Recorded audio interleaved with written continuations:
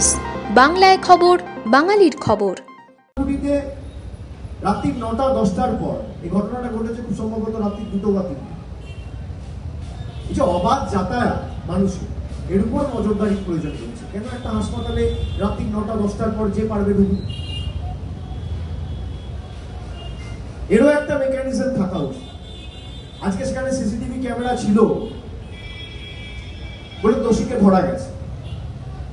Entry এক্সিটের যে corridor গুলো, সেগুলো দেখে যে মূল অভিযুক্ত তাকে ধরা গেছে।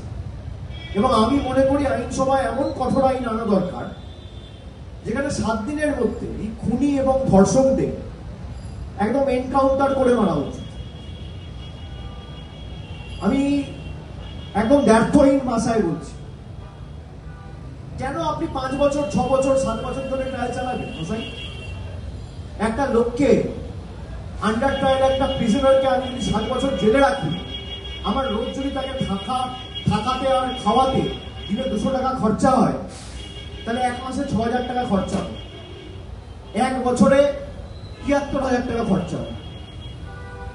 5 বছর যদি একটা লোককে আমি জেলে রাখি, সে মহারাষ্ট্র হোক বা উত্তরপ্রদেশ হোক বা বাংলা হোক বা গুজরাট হোক বা কর্ণাটক হোক বা তামিলনাড়ু হোক বা কেরল হোক বা আসাম হোক, প্রতি বছর তার লালন পালন করতে 73,000 টাকার খরচা। 5 বছর সে যদি আন্ডার ট্রায়াল থাকে তাহলে 3.5 লাখ টাকা খরচা। 7 বছর থাকলে 5 লাখ টাকা খরচা। কেন 5 লাখ টাকায় 3টে গরিব মানুষের বাড়ি হবে? কেন তার বিরুদ্ধে ব্যবস্থা হবে না 7 দিন?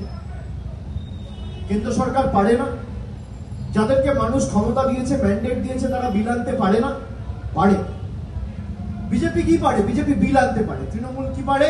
সেই বিলকে সমর্থন করে যাতে এই ঘটনার পুনরাবৃত্তি না হয় সেটা করতে পারে। এবং এমন বিল আনতে হবে যেখানে সার্কামস্ট্যান্সিয়াল এভিডেন্স আপনার এগেইনস্টে, এমন না যে ট্রায়াল ছাড়া, কোন রকম কোনো এভিডেন্স ছাড়া আপনি 7 দিনে এনকাউন্টার করে বা একদম ফাঁসির মঞ্চে নিয়ে গিয়ে তাকে ফাঁসিতে ঝুলিয়ে দিলেন।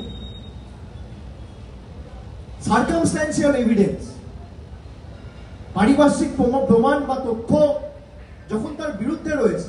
আপনি ধরুন আজমল কাসাব, ভাই ক্যামেরায় ক্যাপচার হয়েছে, ভিডিও রয়েছে যে গুলি চালাচ্ছে, তারপর 4 বছর ধরে তাকে খাইয়ে পরিয়ে রেখে তার উপর 5 লাখ 6 লাখ টাকা খরচা করে তাকে ফাঁসির মঞ্চে নিয়ে যাবে। কেন?